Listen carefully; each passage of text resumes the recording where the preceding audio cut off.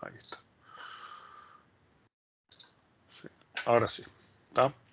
Entonces acá lo que yo tengo es plantear la consulta SQL correspondiente a la consulta. Acá es bueno hacer el diagrama para ver las claves foráneas y las tablas que están vinculadas, ¿no?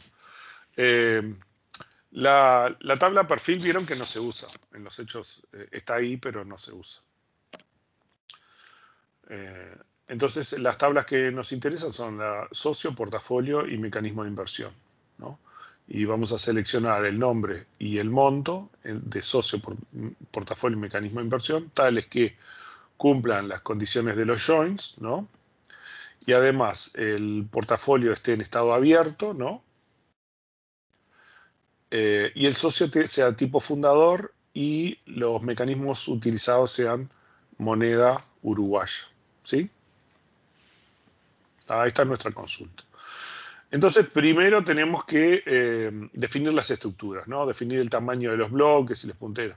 En particular, bueno, yo puse 8 bytes para los datos numéricos, puse 5 para la fecha. En realidad lo hice a partir de los bits, o sea, para representar 4000 años, para tener tiempo de representación, 4000 años, preciso, ¿cuánto era? 12 bits. 12 bits. Y para los meses 32 preciso 5 bits, eso van 17. Para los días, perdón, esto 4 bits preciso para los meses, ¿no?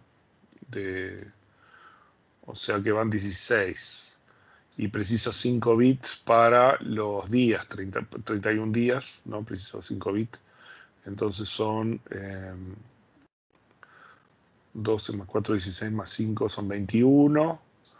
24 horas precisa 5 bits más, son 26.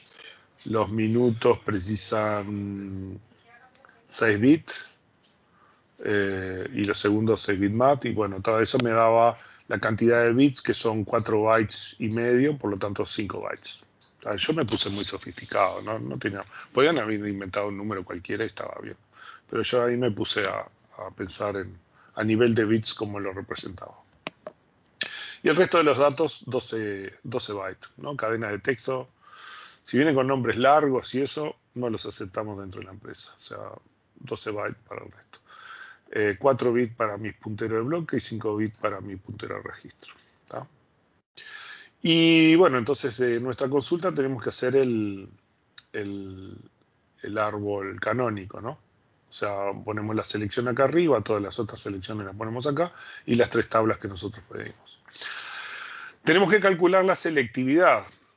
Y ahí la selectividad por fundador me da 200 tuplas para los socios, que es el 10% de los socios fundadores.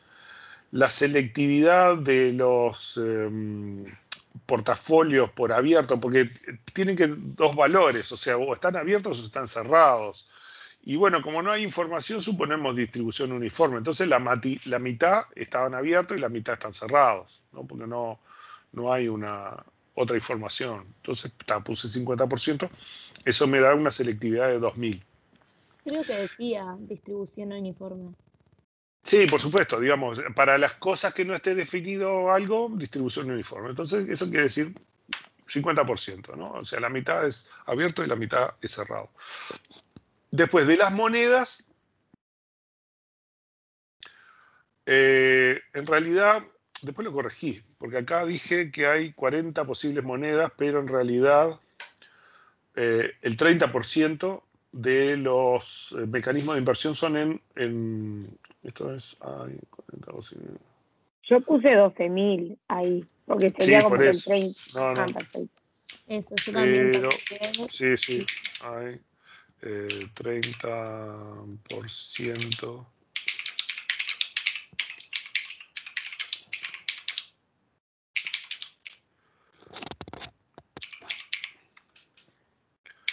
Entonces ahí lo que precisamos es 12.000, ¿no? Porque teníamos la letra parcial, ¿dónde la teníamos? Tenemos 40.000, ¿no? Y el 30%, ¿no?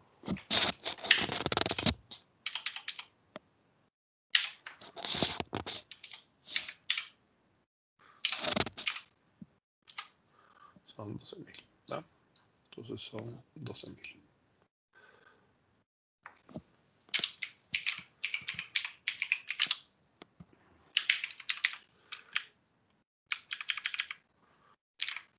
Que después lo calculé bien, pero ahí, 12.000. Bueno, aplicando las heurísticas, ¿no? No hay mucho porque es una consulta sencilla, ¿no? Y además es claro, o sea, tengo un orden que está dado. Los socios son la selectividad menor, pero después yo no puedo poner, que acá puse, sí, acá este está incorrecto, tengo que corregirlo acá, que es el árbol optimizado, tengo que corregir la selectividad. Que después se supone que la hice bien en algún lado.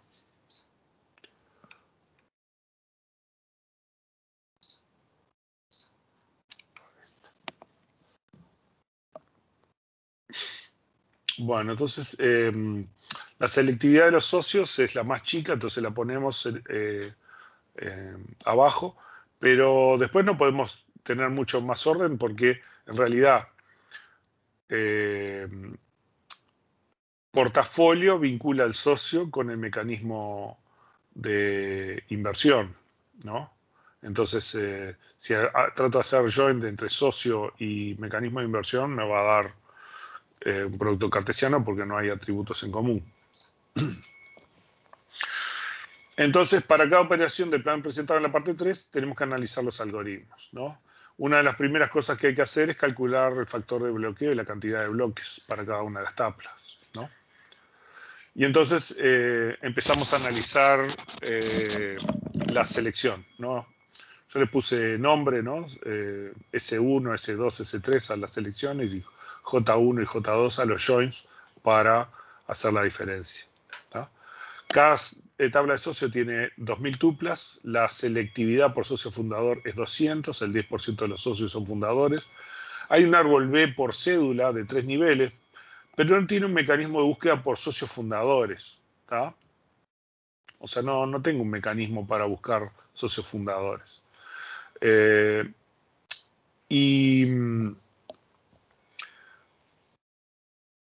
Y ya aprovecho y calculo qué es lo que voy a obtener. Lo que yo voy a obtener son 200 tuplas con el nombre del socio y la cédula del socio, ¿tá? Que es lo que yo preciso para continuar. Preciso el nombre, porque el nombre lo preciso devolver en el resultado de la consulta. Y la cédula, con la cédula quiero encontrar los portafolios que están vinculados a los mecanismos de inversión en los cuales está invirtiendo el socio, ¿sí? Entonces preciso esos dos atributos, es el mínimo, ¿tá? Estos ocupan 20 bytes y mi factor de bloqueo sería 51. ¿Por qué lo hago esto? Para ver si el resultado lo puedo guardar en memoria o qué, o si tengo que materializar o qué historia. Y como yo voy a obtener 200 valores, tengo 4 bloques para resultado. Esos 4 bloques los puedo mantener en memoria. Me quedan 6 bloques libres para el resto de las operaciones, ¿tá? Con FullScan tengo 84 bloques. Mi costo sería 84 bloques, ¿no? Búsqueda binaria, no hay nada que indique que yo pueda hacer búsqueda binaria. Y búsqueda por índice o hash, hay muchos valores que se repiten, entonces el hash no es aplicable. Y no tengo tampoco ningún índice por número, ¿cómo es? Estábamos buscando por si es fundador, ¿no? O sea que no hay mecanismo más que simplemente hacer el full scan. Este tipo de cosas, cuando yo tengo muy pocos valores y tengo que encontrar a todos los que cumplen con esos valores, a no ser que tenga suerte, como en el caso de los mecanismos de inversión que están ordenados por moneda, ¿tá? Y entonces los puedo recorrer por moneda. En general, la única solución es full scan, ¿no? Es muy raro que alguna otra solución ande. El hash no funciona, porque el hash la apunta a claves que son únicas o que tienen muy pocas colisiones, que tienen muy pocos valores que se repiten, ¿no? Si yo tengo muchísimos valores que se repiten, todos esos valores van a caer adentro del mismo bucket. Entonces, el hash no sirve porque voy a tener un bucket enorme que voy a tener que hacer una búsqueda lineal, ¿no? Entonces, y aparte voy a tener mezclados distintas cosas que me dan la misma operación de hash. Entonces, los hash para esos casos no sirven. En fin, el costo es 84 de hacer la selección. Y obtengo Enrique, 4. ¿Sí? una consulta, porque yo en esa parte en realidad no hice los costos porque decía como analizar los algoritmos, pero creo que Cecilia en la clase de consulta No había dicho tienen, que no había no que tienen hacer. que hacer los costos. Yo estoy Ah, haciendo está. los costos porque yo soy el profesor y hago los costos. No, Ustedes no, no pensé, tenían que hacer los costos. yo me Yo estaba estoy. asustando. Lo que pasa es el Iba a objetivo pensar de lo mismo. esto no es solo ver la solución, sino que es una clase. ¿Tá? No, sí, pero por Ustedes ejemplo, no si tenían que poníamos calcular los tipo costos. full No tenían scan, que. se puede utilizar, el costo es Ya recorrer está. los bloques, ya está. Nada más. Ustedes no Está. tenían que calcular. Yo hago todo porque. Después se los voy a poner ahí en la carpeta. Yo lo hago todo porque es parte del proceso de enseñanza. Pero no, ustedes no tenían que hacer nada de eso. ¿Tá? No Dale, tenían dale. que hacer. Solamente tenían que evaluar, ver si es aplicable o no es aplicable. ¿Tá? Nada más. Yo lo hago porque ya lo hago completo, ¿no? Como ejemplo. ¿Tá? Entonces, bueno, el costo es 84, obtengo 4 bloques y 200 tuplas. ¿Tá? Vamos a ver la consulta número 2, selección número 2, del estado abierto. ¿Tá? Y entonces, la tabla portafolio tiene 4.000 tuplas, 182 bloques, asumimos de distribución uniforme, esto es que hay 2.000 tuplas en estado abierto y 2.000 tuplas en estado cerrado. Se dispone de un árbol B secundario por cédula de socio de 4 niveles, pero esa no nos sirve para nada. Y no hay ningún mecanismo para buscar por estado abierto. Entonces, bueno, ¿qué tenemos? Un full scan con un costo de 182. Una búsqueda binaria no es aplicable porque no hay nada ordenado por el tipo ¿cómo es? De estado, ¿no? Y no, si no tengo nada, no. Y entonces, hash tampoco, hay muchos valores que se repiten, entonces hash no es aplicable. Entonces, tenemos que calcular cuánto devuelve. ¿Tá? Y lo que devolvería es eso, ¿no? Son 2.000 tuplas abiertas, ¿no? Con un factor de bloqueo de 42 porque el tamaño de la tupla es de 24. Yo elegí 1024 tamaño de bloque, me da un factor de bloqueo 42 y por lo tanto tendría 48 bloques. Y sería necesario materializar en este caso, pero en realidad como yo tengo que hacer full scan y esto lo tengo que hacer un join después, yo voy a utilizar el paso 7 de la optimización por heurísticas y entonces no voy a materializar. Guarda, si ustedes materializaban y eso en un ejercicio de este estilo, no importaba, pero yo voy a aprovechar el paso 7 de la optimización de heurística que me dice las operaciones que se puedan hacer junto de selección, junto con el join, voy a tratar de hacerlas. Y en este caso lo puedo hacer porque yo de todas formas tengo que hacer el full scan, ¿no? Entonces la voy a dejar así, no voy a usar estos costos, ¿no? Sino que voy a agarrar la condición de seleccionar si está abierto o cerrado el estado, ¿no? Y lo voy a seleccionar en el join, porque igual voy a tener que recorrer una a una las tuplas y los bloques de la tabla portafolio. ¿Tá? Para la tabla monedas, ¿tá? Está ordenado físicamente por monedas, ¿no? Y el 30% de los mecanismos son en pesos. ¿Tá? Entonces me va a devolver los codifica el código, el ID de los mecanismos. Como tiene 40.000 tuplas, tiene 3.334 bloques, con tamaño de tupla 80 y factor de bloqueo 12, ¿no? Entonces puedo hacer un full scan, que me costaría 3.334 bloques, O puedo hacer una búsqueda binaria. O sea, hago una búsqueda binaria y después tengo que recorrer todos los bloques para encontrar, ¿no? Puedo hacer una búsqueda binaria o podría, como la compañera dijo, haber hecho un índice, ¿tá? Pero eso es para responder la otra pregunta. Acá no puedo usar todavía el índice, ¿tá? Lo puedo usar después cuando yo haga aquello.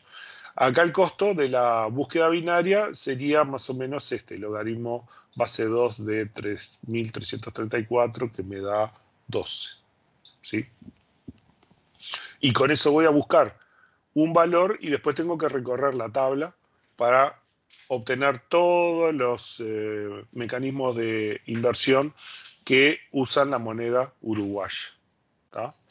Menos 1 porque el primer mecanismo ya lo encontré en la búsqueda. ¿Tá? Y eso me da un costo de 1011. ¿Tá? El costo no lo tenía que calcular, ni tampoco tenía que mostrar la fórmula, tampoco. Tenía que plantearla, ¿no? Plantear que la búsqueda binaria era posible, nada más. Índice o hash, o sea, búsqueda por índice o hash, hay muchos valores que se repiten, el hash no es aplicable, no había índices para esas búsquedas, así que ya está. La devolución es 12.000 tuplas y de mecanismo, que tiene un factor de bloqueo de 128, y entonces me daba 94 bloques. Acá no hay más remedio que materializar, ¿no? Ese resultado. Lo que tenemos que ver es si de repente es aplicable la optimización número 7.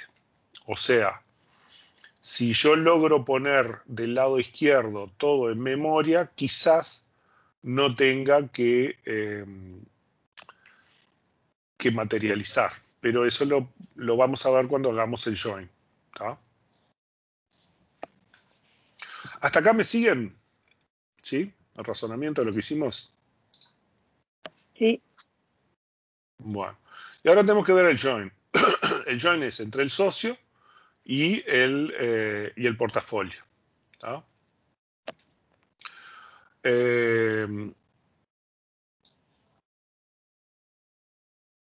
Suponemos que la relación entre socios y portafolios tiene distribución uniforme. Como yo tengo 2.000 socios y hay 4.000 portafolios, eso quiere decir que por cada socio hay 2 portafolios en promedio. ¿Sí? Y del join anterior yo recibí 200 tuplas, o sea, del S1, el S1 lo que me devuelve son 200 tuplas en 4 bloques, ¿no? En memoria. O sea, yo recibo 200 tuplas de 4 bloques, ¿no? Con la cédula del socio en memoria. ¿No? Tiene también el nombre, pero me interesa solo la cédula. ¿Tá?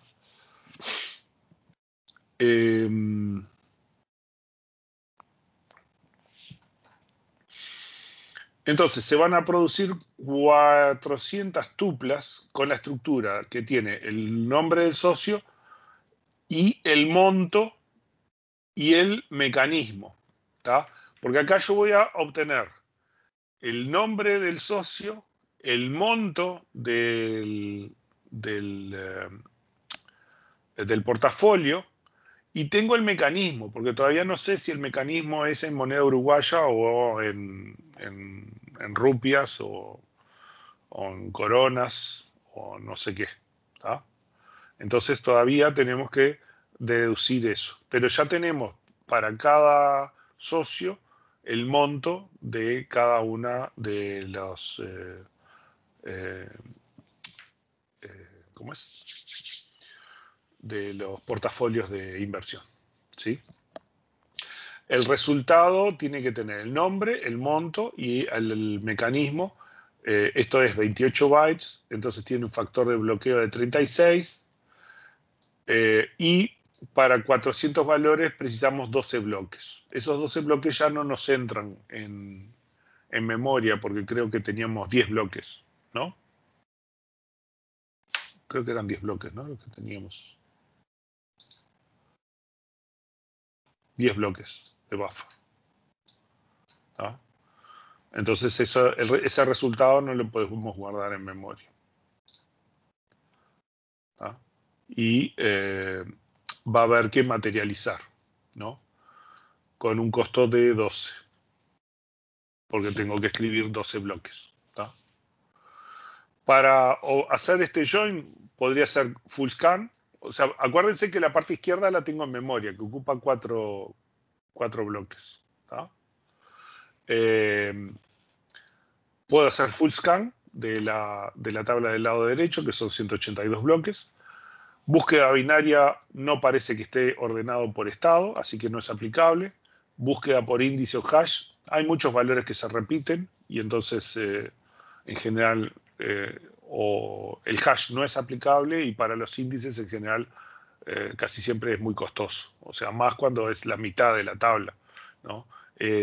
A ver, casi que uno sí y uno no de las tuplas cumplen con la condición.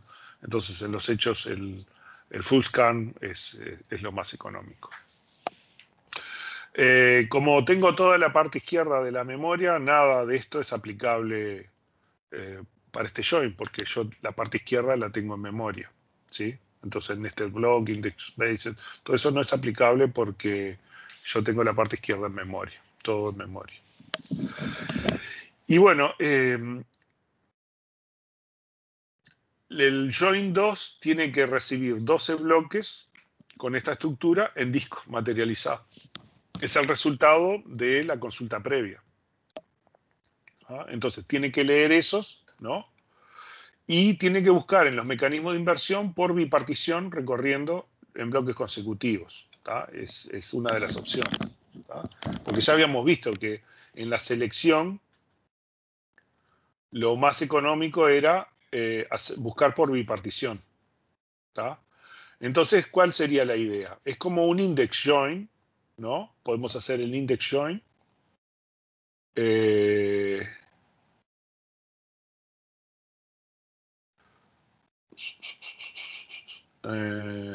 No, en realidad podemos hacer el index join, ¿sí? No lo calculamos acá. El index join, acá esto no es aplicable, no, está equivocado. Puedo hacer la búsqueda. Esto tengo que corregirlo acá. Esto también. El index join es aplicable. En ese caso yo lo que voy a tener es, voy a leer BR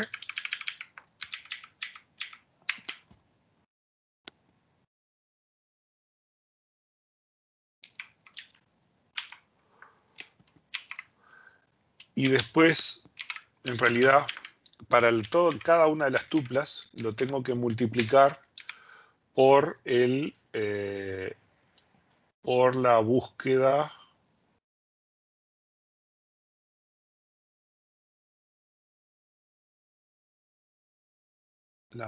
binaria, ¿no? Ordenado. Ah, no, porque son todas monedas, entonces tengo que buscar y recorrer los unos. Ya está. No es eso. Entonces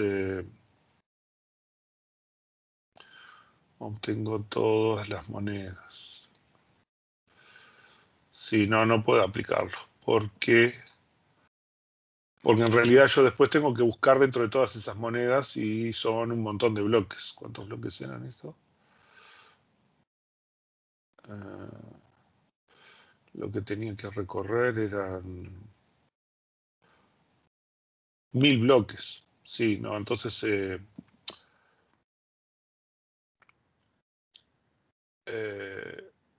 no, perdón, porque el resultado son 12 bloques, ¿no? Costo.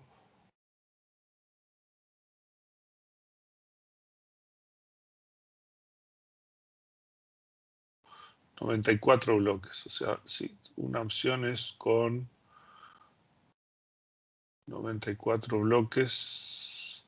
Ah, no, obtengo materializo. No puedo hacer esto en index base. Porque, ¿qué es lo que pasa?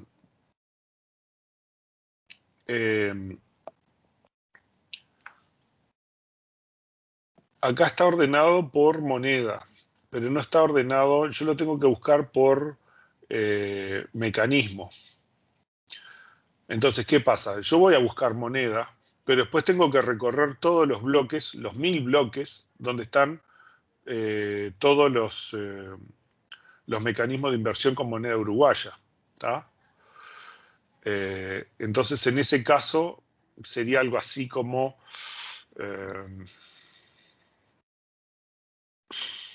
bueno, sí, lo podría hacer... pero es un algoritmo que no está. Es una mezcla entre el Nested Block Loop con el búsqueda por join. No lo voy a poner porque no está en la bibliografía. ¿Tá? Vamos a poner... No, es...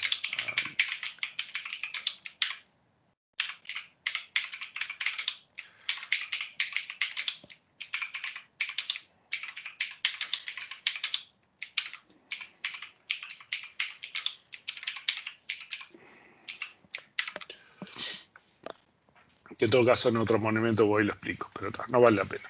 ¿Tá? Entonces, el index basic nested loop join no es aplicable porque yo recorro las tablas de un lado y del otro lado tengo que ir a buscar y después recorrer todos los nodos para arriba y para abajo, tantas veces como las tuplas del lado derecho. ¿Tá? Igual no, me va a dar un montón esto, me va a dar un montón. Pero no es aplicable porque no aplica ninguna de las fórmulas que vimos. Es una que es una combinación de esto con el index join. ¿Tá? Entonces, ¿esto cuánto me dio?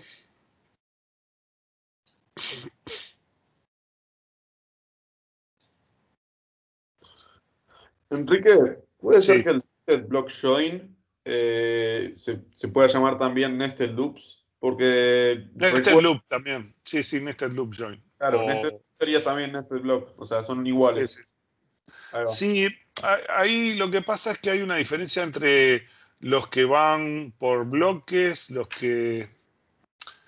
A ver, los términos estaban acá.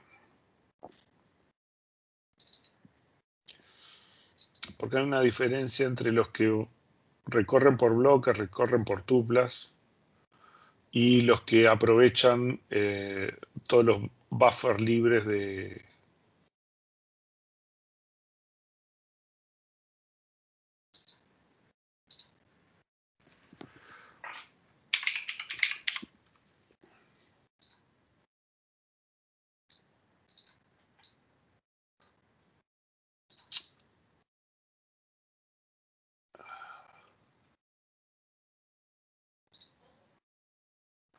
En este block join, no pasa, estaban los...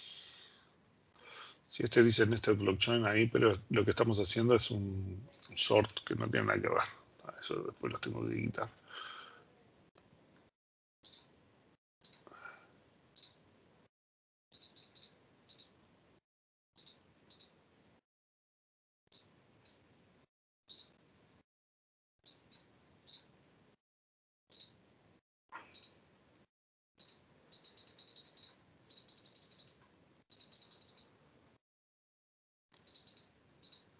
Por eso copié la presentación y le dejé el coso ese y se copió 8 veces.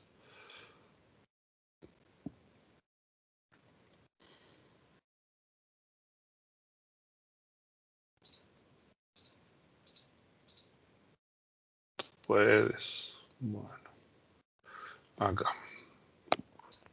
Entonces, Nested Loop Join es el algoritmo por defecto, pero este en realidad lo que hace es maneja a nivel de tuplas. O sea, yo leo el bloque, pero por cada tupla recorre todos los bloques de la tabla de la derecha.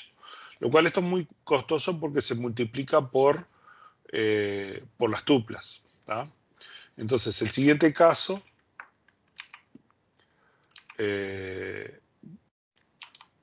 o sea, el Nested Loop asume que lo hacemos por tuplas y el Nested Block asume que lo hacemos por bloques.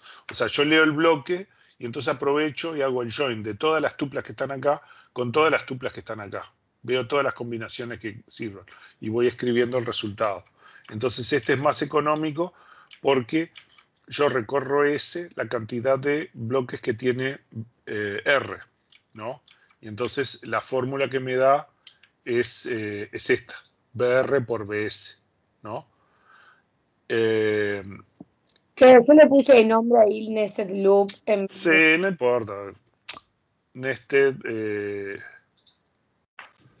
este debería ser Nested Block Loop. Pero igual, si buscas en los libros, hay nombres, son parecidos, pero son un poquito diferentes. No importa. Mientras se quede claro lo que hicieron, ya está. Entonces, este Nested Block Loop, que es el que utiliza el buffer. Y entonces, de esta forma, lo que hace es, al leer de una cantidad más grande de bloques en R, ¿no? Entonces, la cantidad de veces que se lee S es menor. O sea, yo leo R una vez, ¿no? Un conjunto de bloques, y para ese conjunto de bloques voy y comparo todo S, todos los bloques de S, ¿no? Y después el siguiente bloque y después el siguiente bloque, ¿no? De esa forma, S lo leo BR dividido M menos 2 veces. Y entonces achico un poco la fórmula, el tamaño de la fórmula, la cantidad de bloques que tengo que leer, ¿sí? Para hacer los join de todo contra todo. Estos son de los peores casos donde no tengo nada para hacer fácil el apareamiento de las tuplas, ¿tá? Porque no tienen orden ni nada. O sea, tengo que ir a mirar prácticamente caso por caso a ver si puedo hacer un join. Bueno, ¿dónde estaba yo? Acá. Entonces,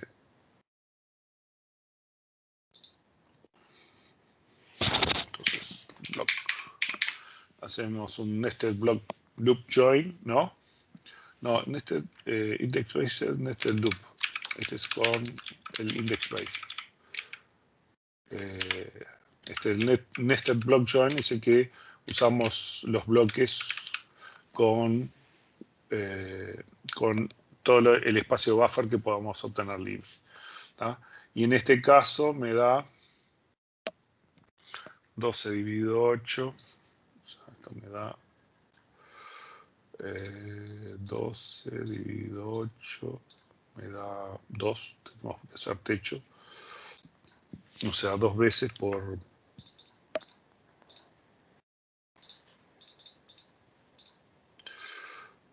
más 12. 6.680.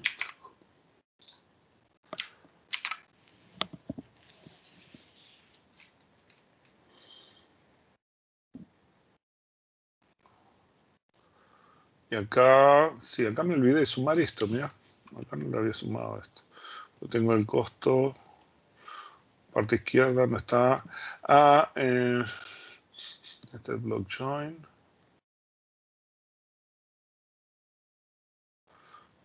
Si este es el costo del otro. Si acá me equivoqué y puse este costo y me olvidé de poner este otro costo. Mirá en este cálculo, para que me fijo.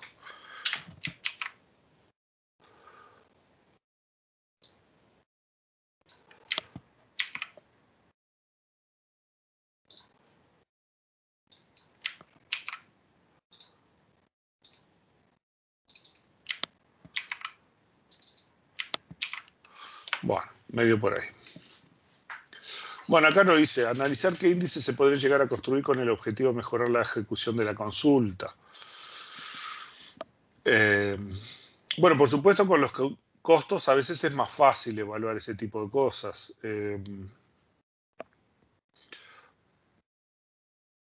A ver, ¿qué podríamos ver? En general, agregar índices tiene que ser a cosas que tengan pocas tuplas, ¿no? Por ejemplo, los socios fundadores, tenemos 200 socios fundadores, pero por ejemplo, si yo tengo 200 socios fundadores y están desordenados, entonces como mínimo voy a tener que leer 200 bloques.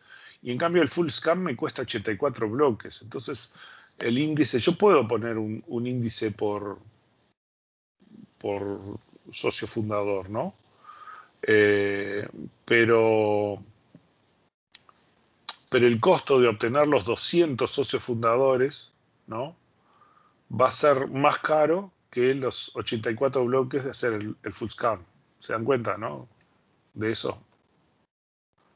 Porque yo, para obtener 200 socios fundadores, yo tengo que primero buscar en el árbol hasta llegar al primer socio fundador y después recorrer los nodos hoja que me van a dar los punteros a un índice disperso para leer uno a uno los bloques donde están los socios fundadores, los 200 socios. O sea, lo más probable es que yo tenga que leer 200 bloques. O sea, leer toda la altura del árbol hasta llegar a los nodos hojas, recorrer todos los nodos hojas, que va a ser una X cantidad, más 200 lecturas para los socios fundadores. Entonces, en este caso, no parece muy razonable. O sea, no, más allá de que hayan calculado el costo y eso, un índice no me va a mejorar esto. La parte de estado abierto, y es medio parecido. Yo tengo un costo de 182, ¿no? Si pongo un índice y tengo que rescatar 2000 tuplas en estado abierto y las voy a recorrer y tengo que leer 2000 veces bloques para poder, y me voy a pasar mucho del full scan. Entonces acá tampoco voy a tener mucha ventaja, ¿tá?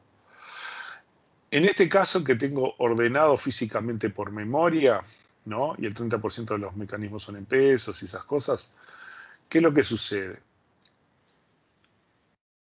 Como yo lo que puedo hacer es un índice disperso, ¿no?, y lo que voy a buscar es por un único valor, y el otro valor de recorrer, este valor de recorrer la tabla, este no me va a cambiar. Yo voy a tener que recorrer 1000 bloques, que tiene un factor de bloqueo de 12, para obtener las 12.000 tuplas del mecanismo. Eso no lo puedo resolver. Pero esta búsqueda, que es logaritmo base 2, ¿no?, yo la puedo achicar mucho si hago un árbol B, porque en vez de ser logaritmo base 2, va a ser logaritmo base 10 tal vez. Y si fuera logaritmo base 10, entonces en realidad el costo, en vez de ser 12, probablemente sea 4. ¿tá? Y voy a mejorar este costo. ¿Sí? No es una mejora que sea fantástica, ¿no?, pero es una mejora. O sea, encontrar el primer valor de la moneda lo voy a encontrar mucho más rápido. Después tengo que recorrer todas las monedas, y eso ahí ya no tengo mucho arreglo. O sea, tengo que recorrer todas las monedas y son la misma cantidad de monedas, no importa cómo la vaya a buscar. ¿tá? Y bueno, con eso más o menos podríamos decir que ya lo vimos. ¿tá? Hicimos el join, hicimos los mecanismos, la cantidad de operaciones, y con esto obtuvimos el costo total, ¿no? Y entonces podríamos decir es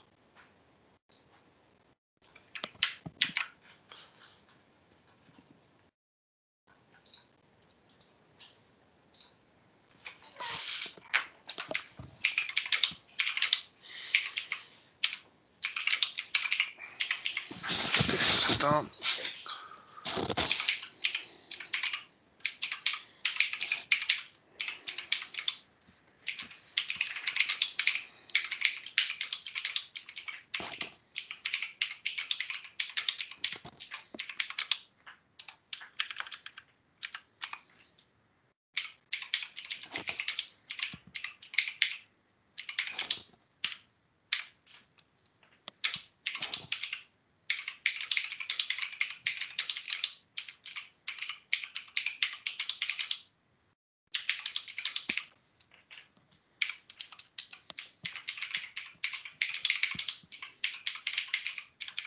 Y ahí habría que calcular el índice.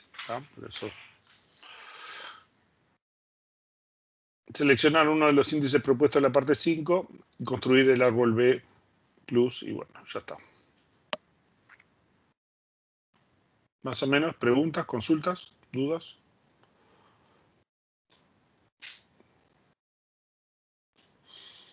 No, ninguna. Bueno.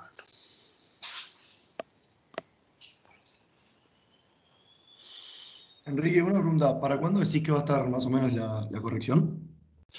Y yo espero terminarla este fin de semana, que para el lunes probablemente. Lo que yo voy a hacer es, primero les voy a mandar devoluciones, les voy a mandar un PDF con comentarios y que ustedes vean esos comentarios, si están de acuerdo, si ven que hay algo extraño, pueden pedir explicaciones, pero voy a tratar de que esté para el lunes.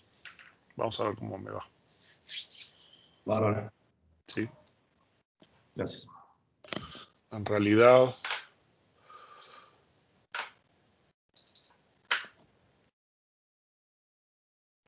a ver, no, ¿dónde estaba? No.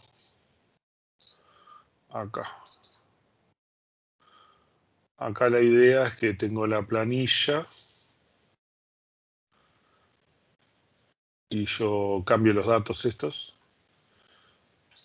Si en vez de 8 ustedes eligieron 10, me cambian todos los valores, me cambian todos los cálculos, me calcula todas las tablas y todos los costos y todos los resultados y las materializaciones y el costo total.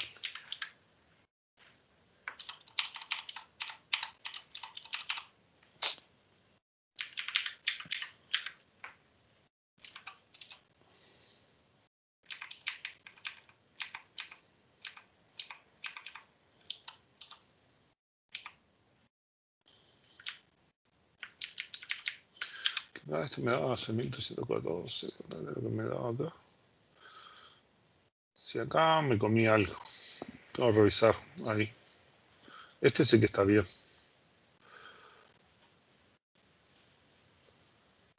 Este me comí algo, tengo que revisar acá en el que puse acá en el texto, que debe tener algo. Pero este está bien, este es 6.314.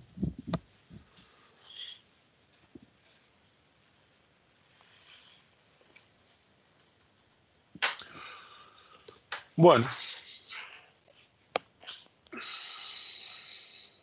Bueno, ¿qué teníamos para ver nosotros ahora?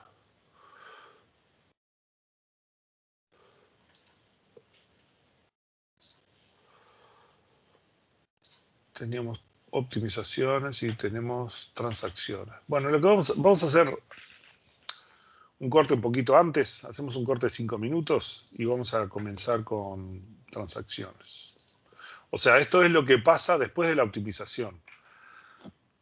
Tenemos la consulta se transformó en un código ejecutable que ejecuta operaciones algebraicas, ¿no? de álgebra relacional.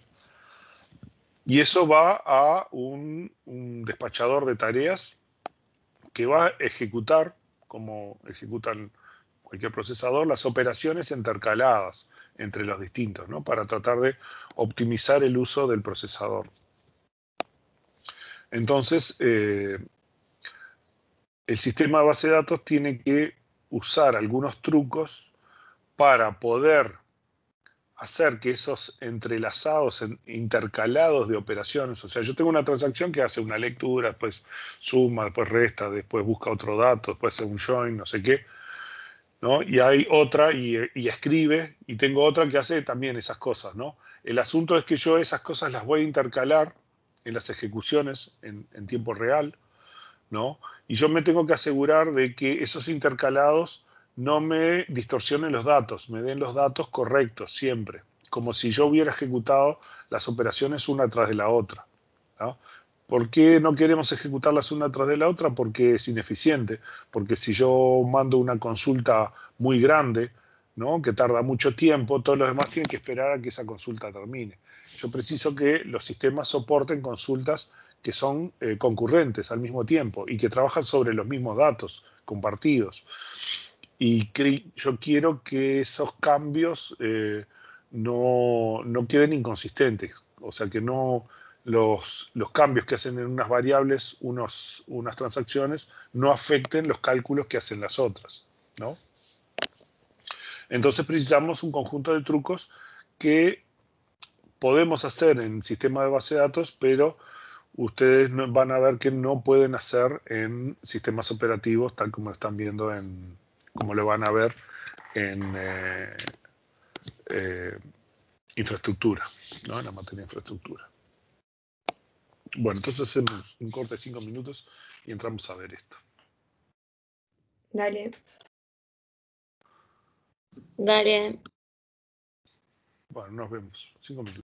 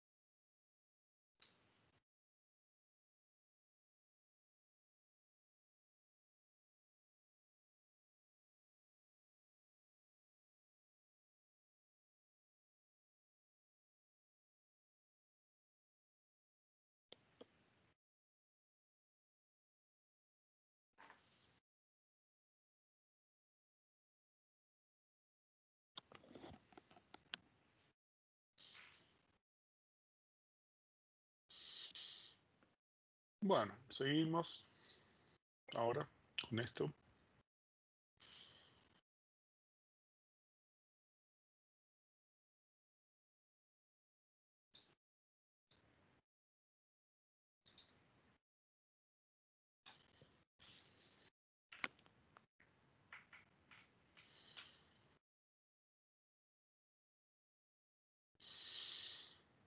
Bueno, lo que vamos a ver ahora son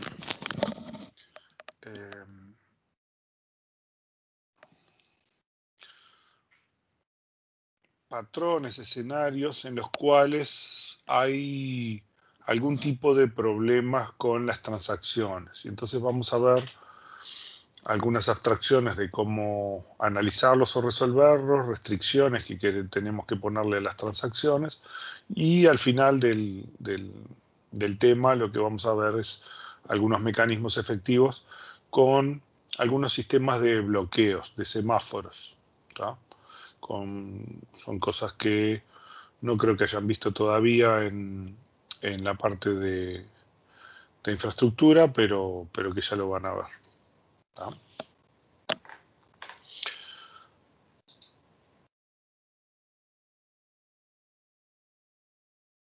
Bueno, sí, uno de los problemas que tiene esto es que asume que ustedes tenían conocimientos de eh, arquitectura y de sistemas operativos, o sea, de transacciones, que, bueno, no los tienen. Pero voy a tratar de explicar un poquito cómo va esto, ¿no?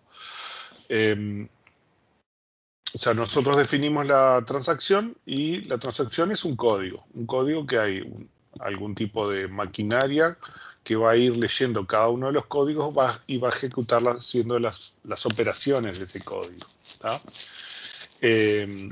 Ese motor de operaciones que va ejecutando esos códigos, ¿no? Incluye un sistema apropiativo. La idea del sistema apropiativo es, bueno, estoy corriendo un código, o sea, un programa en particular, una transacción para nosotros en particular, pero esa transacción en un momento manda a escribir algo a disco o manda a leer algo a disco, que es muy grande. Y eso es un mensaje que va al subsistema de disco y que va a tardar en responder. Entonces yo no me puedo dejar al sistema todo esperando a que esa transacción obtenga los datos. Lo que hago es suspendo a esa transacción, la paro, la bloqueo, ¿no? Guardo el estado de esa transacción y entonces le doy el procesador a otra transacción para que comience, o quizás una transacción que había quedado bloqueada esperando por un resultado. Cuando ese resultado ya volvió, está en el buffer, entonces le doy procesador y entonces empieza a ejecutar esa otra transacción, ¿tá? Entonces la idea de un sistema apropiativo es que en esas situaciones de lectura-escritura es capaz de darle el cambio a otros, o si yo tengo una transacción muy larga que tarda mucho en ejecutar, en algún momento dado digo, bueno, para no dejar a las otras transacciones sin ejecución, agarro esta, la bloqueo, le quito el procesador y le doy procesador a otra transacción para que ejecute, ¿no? Entonces las transacciones cortas tienen oportunidad de ejecutarse, mientras que la transacción larga de a pedacitos, pero va ejecutando, ¿tá? Va a tardar un poco más, pero de esa forma las transacciones cortas no se retrasan, ¿tá? Entonces la idea de un sistema apropiativo, un sistema operativo apropiativo, es que hace ese tipo de cosas, ¿no? Si una transacción tiene que esperar por otra cosa, aprovecha y le da el procesador a otra transacción para que siga ejecutando mientras esa espera a que recibir los datos de algún otro subsistema. Y si una toma mucho tiempo, bueno, yo te doy una cierta cantidad de tiempo y si no terminaste, te quito el procesador y se lo doy a otras para que las otras tengan también oportunidad de ejecutarse, ¿tá? Eso es lo que hace un sistema apropiativo, ¿tá? Y el despachador de tareas es el que organiza todo eso, ¿no? Establece prioridades, va guardando todas las tareas, las aplicaciones, transacciones en nuestro caso que quedan bloqueadas, ¿no? Y va llevando la cuenta de cuáles son las que pueden continuar porque recibieron los datos, o cuáles no, o cuáles hace mucho tiempo que llevan, ¿no? Entonces el despachador de tareas se encarga de eso. También se encarga de preparar el espacio cuando vienen tareas nuevas. Alguien aprieta una consulta SQL, Enter, se hace toda la optimización, toda la vuelta esa, se optimiza, se genera el código y se lo mete en la cola de tareas para ejecutar. Entonces el despachador de tareas, mira, tengo una ventanita acá, voy a agarrar esa tarea que la tengo en la cola de tareas para ejecutar, la meto y la empiezo a ejecutar junto con las otras transacciones, ¿no? A tener su vida en ese sistema apropiativo en el cual de a poquito cada una tiene su espacio de procesador para ejecutarse, ¿no? Esto sugiere que es un ambiente multiusuario, multitarea. O sea, yo puedo tener múltiples usuarios metiendo consultas o sistemas metiendo consultas y cada una de esas consultas están ejecutando al mismo tiempo, ¿no? Por lo tanto, es multitarea porque puede estar haciendo cosas diferentes, ¿no? Con los mismos datos. Por ejemplo, yo puedo estar haciendo yo qué sé, créditos a cuentas bancarias, ¿no? Porque por un lado es plata que viene, yo qué sé, se están pagando sueldos, no sé cuánto, y después un sistema de los cajeros está haciendo débitos porque la gente está sacando plata en los cajeros o está pagando por ahí. Entonces, estoy haciendo distintos tipos de operaciones sobre los mismos datos, ¿no? Por supuesto, todo esto, el sistema debe garantizar la ejecución de estos procesos y mantener la consistencia. Mi problema es que yo, por ejemplo, cuando voy a hacer un crédito en la cuenta, yo tengo que leer el valor de la cuenta, la plata que tiene, sumarle el monto que le tengo que agregar y volver a escribir a disco, ¿no? Mientras que el que hace un débito, hace un pago en otro lado, tiene que leer el monto, restarle una cantidad y volverlo a escribir con la cantidad restada. Depende cómo hagamos el entrelazado de esas operaciones, puede ser que perdamos consistencia. Y eso es lo que vamos a ver ahora, ¿no? Entonces, bueno, transacción, ¿qué es? Esta definición mía, no es de libro, pero hay otras de libro parecidas, ¿no? Es un programa cuya ejecución lee o modifica el contenido de una base de datos y tanto sus resultados como el impacto en la base de datos y en otras transacciones es consistente con la realidad. O sea, lo que yo quiero es que la ejecución, si yo hago una ejecución, por ejemplo, de crédito en una cuenta, el resultado entrelazado con todas las otras transacciones que se ejecutan al mismo tiempo, siempre, ¿no? Sea consistente con que yo hice un crédito de esa cuenta. O sea, que me quede la plata en esa cuenta, la plata que yo agregué, y que no se pierda plata por cuentas mal hechas, ¿no? O si hay algún débito, bueno, que se debite esa plata y no otra, ¿no? Entonces, en general se pidieron para las transacciones un cierto conjunto de propiedades que fueron definidas por Reuter y Harder en 1985. El trabajo de Reuter y Harder, que son los primeros en 1983, que dijeron, bueno, los sistemas de base de datos tienen que cumplir esto, ¿tá? Uno son la atomicidad, la consistencia, el aislamiento y la durabilidad, o permanencia, o persistencia. ¿Tá? Vamos a ver de qué va una. La atomicidad a lo que dice es, la ejecución de la transacción tiene que ejecutarse como si fuera una única unidad.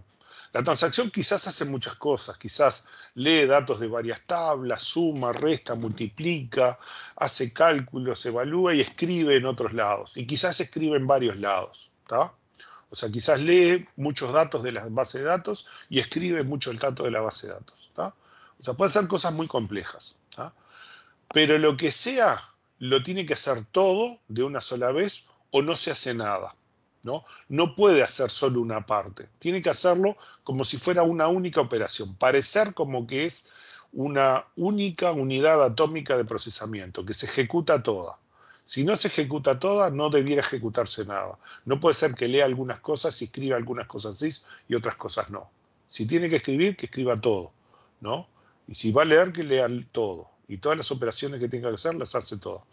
Todo o nada, ¿no? Y eso se debe garantizar en toda situación. O sea que la operación de una transacción, la ejecución de la transacción es atómica. En realidad, esta atomicidad es una atomicidad aparente. Nos tiene que dar la sensación de que se ejecutó en forma atómica, independiente de otras cosas, ¿tá? Cuando en realidad se va a ejecutar entrelazada por razones que ya estuvimos discutiendo, ¿no?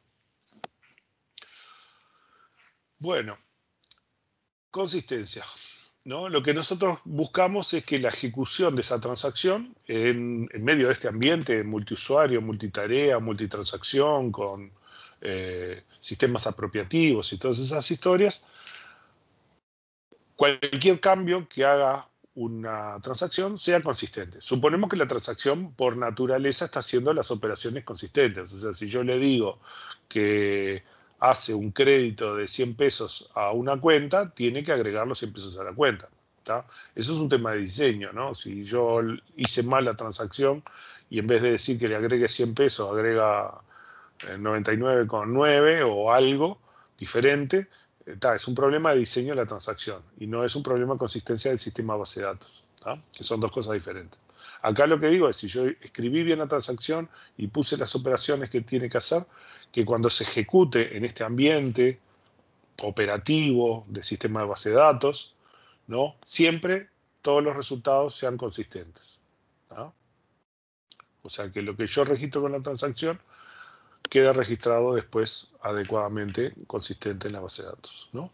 La ejecución correcta de la transacción debe llevar a la base de datos de un estado consistente, uno a otro consistente, donde ahí se le agregó algún hecho de la realidad que lo metimos dentro de esa base de datos.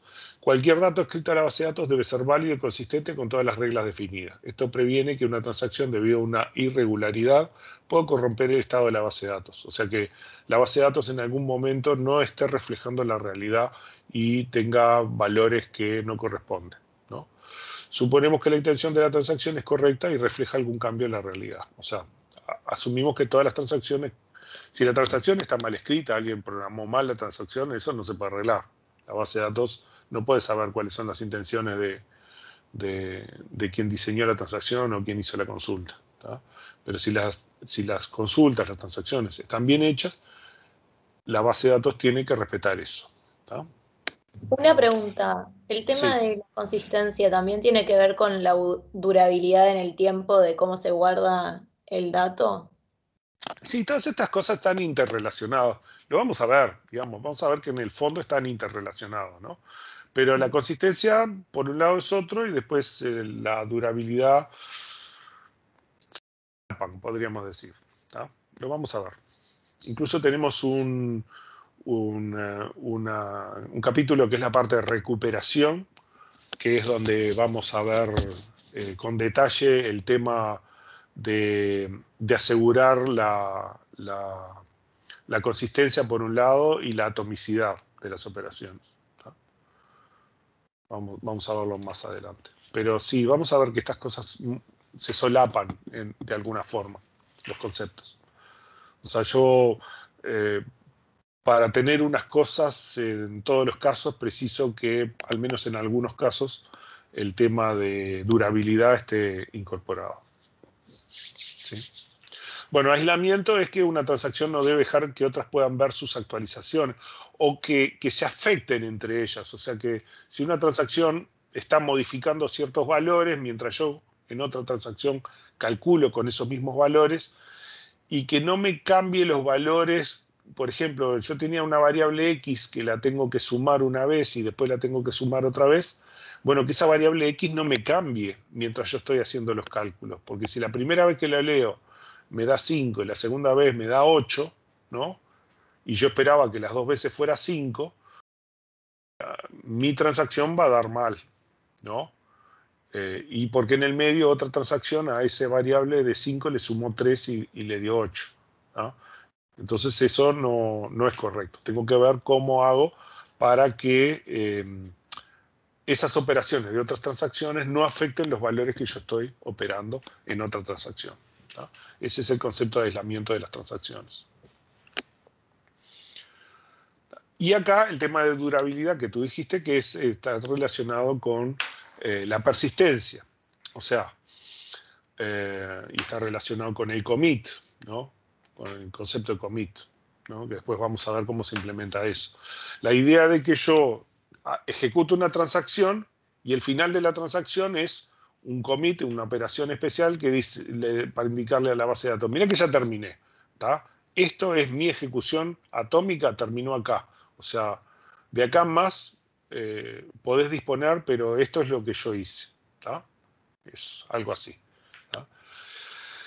Y ese commit de alguna forma es sagrado, o sea, tenemos que decir que cuando una transacción hace commit, los resultados que escribió en la base de datos, de alguna forma tenemos que garantizar que sean persistentes en la base de datos, ¿tá? Vamos a ver que hay varias situaciones, varias condiciones, y incluso casos extremos, los casos en los que tengo una falla de hardware o cosas por el estilo, bueno, lo que sea, bajo la circunstancia que sea, nosotros tenemos que asegurar que si hay una transacción que confirmó, los datos de alguna forma están escritos en disco, ¿tá? Quizás no siempre de la forma correcta, pero por lo menos de sí una forma recuperable. Por eso vamos a ver también el tema de recuperación más adelante, ¿no? Estos son los tres conceptos, ¿no? Atomicidad, consistencia, aislamiento y durabilidad, ¿tá? Lo que vamos a ver es que en el fondo no podemos garantizar 100% la atomicidad, ni la consistencia, ni el aislamiento, ni la durabilidad. Lo que nosotros vamos a hacer es un conjunto de trucos, ¿no? De álgebras, de condiciones entre las transacciones y entre las operaciones, que nos den como resultado la ilusión de estas 4 propiedades. ¿Sí? Eso es lo que vamos a hacer. O sea, porque si yo quisiera atomicidad, lo más fácil es, ¿querés atomicidad? Bueno, cada vez que se ejecuta una transacción, ejecuta solo esa transacción. Y todos los demás esperan, ¿no? A que se ejecute. Y cuando se termina esa transacción, yo sé que es consistente, porque no tuvo ningún problema con las otras. Todas las demás no estaban esperando. Entonces, consistente fue, hubo aislamiento porque las otras no estaban ejecutando, y una vez que terminó y escribió los datos, la durabilidad está garantizada, ¿no? El problema es cuando yo tengo que garantizar una ilusión de atomicidad, de consistencia, de aislamiento y durabilidad en un ambiente en el cual yo tengo una cantidad arbitrariamente grande y compleja de transacciones interactuando sobre datos compartidos, ¿no? En un sistema de bases de datos. Ese es mi problema, que es lo que vamos a estar mirando acá. Entonces, bueno, eso. Estas propiedades deben cumplirse en el sistema de gestión de base de datos. No significa que se cumplan efectivamente así como vienen, ¿no? Sino que se ejecutan cumpliendo un conjunto de protocolos y reglas de forma que el resultado de la ejecución de las transacciones intercaladas sea el mismo que si hubiesen cumplido las reglas y propiedades anteriores, ¿no? Ahí vamos a hablar de cosas como serializabilidad de los planes de intercalados, ¿no? De entrelazados de las operaciones. Entonces lo que vamos a ver es eso, restricciones para garantizar esas cosas. Desde nuestro punto de vista, nosotros vamos a hacer una separación de la transacción corriendo en memoria y los datos que están en disco, ¿no? Entonces, lo bueno que tenemos, que no van a tener ustedes en sistemas operativos para este tema similar cuando varias aplicaciones intercambian datos en memoria. Acá lo que sucede es que nuestros datos, estos datos, los tenemos en disco.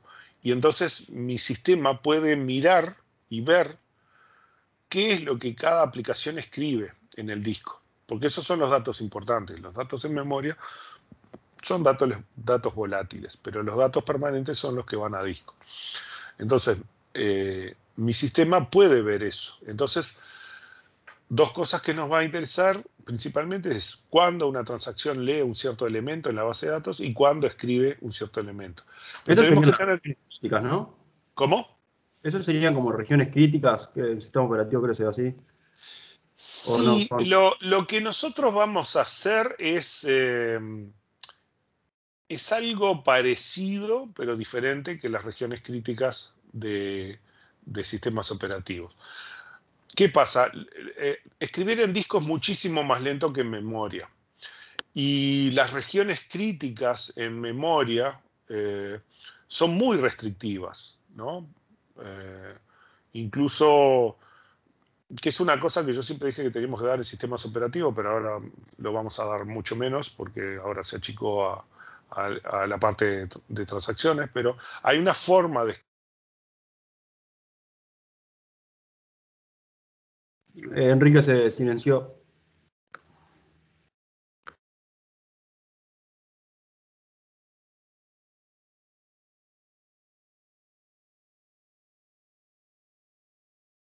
Creo que mismo por Teams lo tenés silenciado.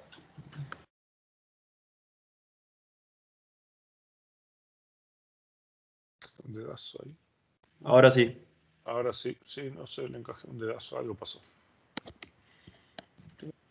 Le tengo que poner algo acá al botoncito porque a veces se golpea contra algo y se me aprieta. Bueno, entonces yo lo que le decía es, las regiones críticas en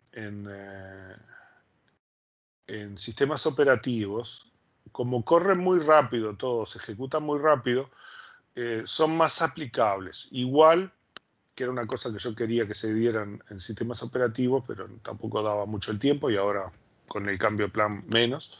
Hay una forma de diseñar esas cosas para tratar de minimizar la exclusividad, o sea, tratar de minimizar los bloqueos a los procesos que quieren entrar a los datos. ¿Tá? Hay que analizar distintos escenarios y esas cosas. Y, por ejemplo, en el caso de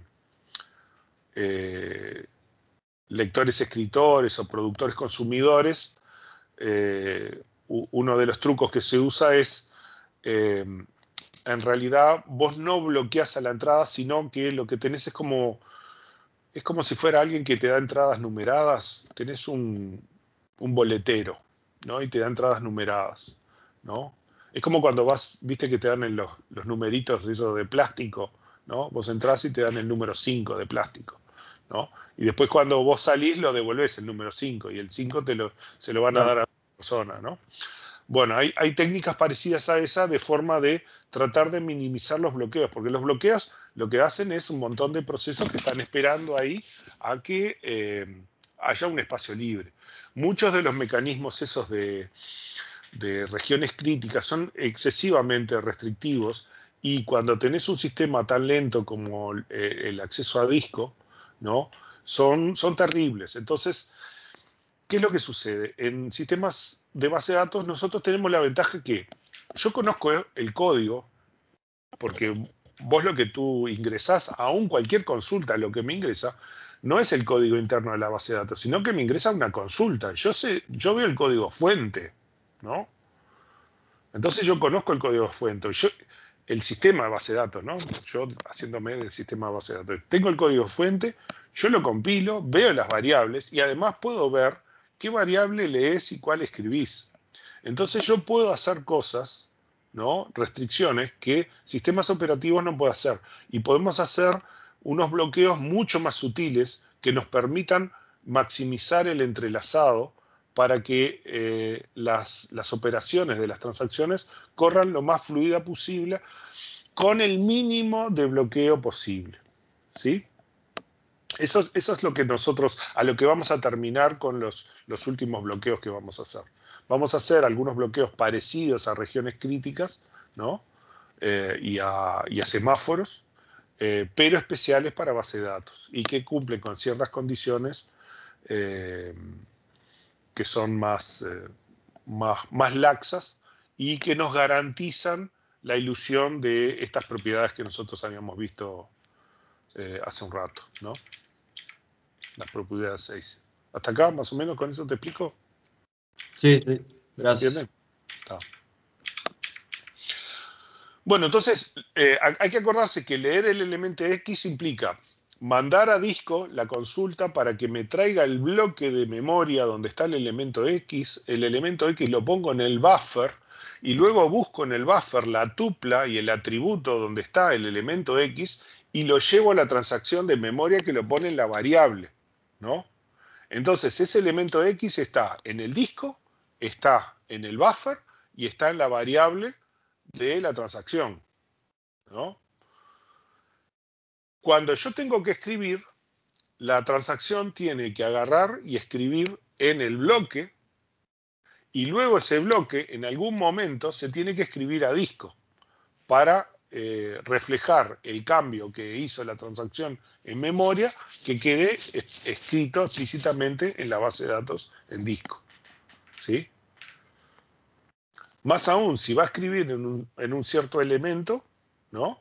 X que no se leyó, que no está en el buffer, eso implica que primero tiene que leer el buffer, el bloque de datos, porque ese elemento X está al lado de un elemento Y y un elemento Z, ¿no? Que están en el mismo bloque, pero que esos no tienen que cambiar. Entonces yo tengo que leer el bloque con el elemento X, con el Y y el Z, cambiar solo el elemento X y volver a escribir el bloque a disco, ¿sí? Y mi buffer va a funcionar como un caché. No sé si ya llegaron a ver caché todavía. En la parte de... ¿Qué están viendo ahora en infraestructura? Creo que sí, es donde se corren los programas. ¿Cómo? Perdón. Que sí, es donde se corren los programas que... eso. La memoria RAM. La memoria RAM. Para cuando vamos a ver otro programa y después si volvés a ese programa sigue y eso hace que parezca que estamos haciendo muchas cosas al mismo tiempo. Bueno, esto es lo mismo. Esto es lo que hablamos acá con el tema de un sistema apropiativo y un despachador de tareas. Hace ese tipo de cosas, ¿no? O sea, que da la impresión de que hay varias cosas que se están ejecutando al mismo tiempo, ¿sí? Esta combinación del sistema apropiativo con el despachador de tareas hace que entren los nuevos programas. O sea, estas transacciones son programas. Un programa especial del sistema base de datos, pero son programas. Y entonces, cuando yo genero una, le doy al despachador de tarea, toma, acá tenés una tarea nueva. Y el despachador de tarea tiene que organizarlo, a ver cómo la mete y cuánto tiempo le da, y el sistema apropiativo. En realidad todo esto es parte de una sola cosa, ¿no? Si tarda mucho en ejecutar, lo paro para darle un poco de ejecución a otra transacción y así sucesivamente hasta que terminan o fallan o lo que sea, ¿tá? Pero sí, es ese concepto. Esto es para la ejecución. Lo que pasa que esto es un área de memoria donde tengo las transacciones, pero hay en otra área de memoria donde yo guardo los datos del disco. Yo estoy guardando los datos en disco. Yo tengo que leerlos en memoria, ¿no? Y guardarlos en ese espacio en memoria, ¿tá? Que es parte de la misma memoria. Lo que pasa que, digo, de acá para arriba corren los programas y de acá para abajo guardo los datos, ¿tá? Entonces, esta parte es donde guardo los datos, ¿no? Las transacciones piden la variable X de la tabla tal, ¿no? Del atributo cual, ¿no? Y entonces el sistema tiene que ir a buscarlo en el disco, traerlo a ese espacio reservado de buffers de memoria y de ahí extraer el dato que quiere para llevarlo a la aplicación que está ejecutando, al programa que está ejecutando, y que va a hacer un cálculo con esa variable.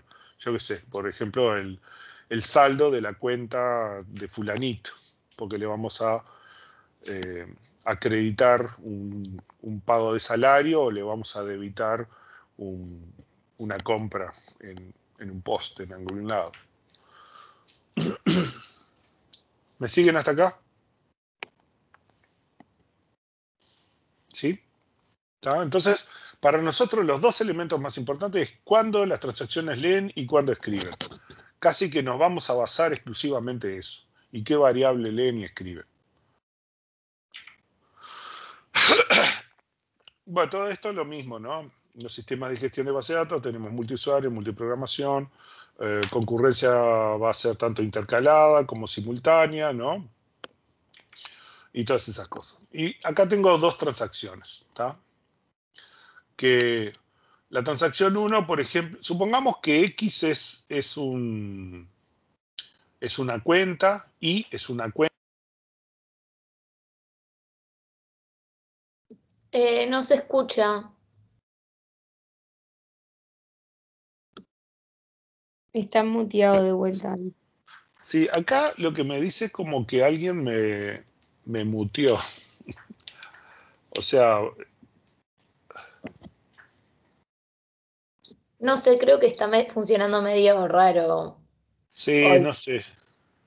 A mí no Sí, me dejaba está, entrar en clase y se me salía solo. sí. Sí, en algunas épocas está medio sobrecargado Teams y hace cosas extrañas. Bueno, por ejemplo, en el grupo anterior, la profesora práctico no pudo entrar.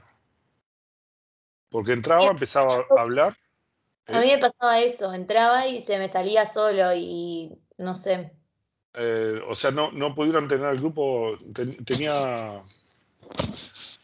base de datos 1 antes y entró la profesora práctico y cuando puso compartir pantalla allí, ¡pluf!, salió y no podía volver a entrar.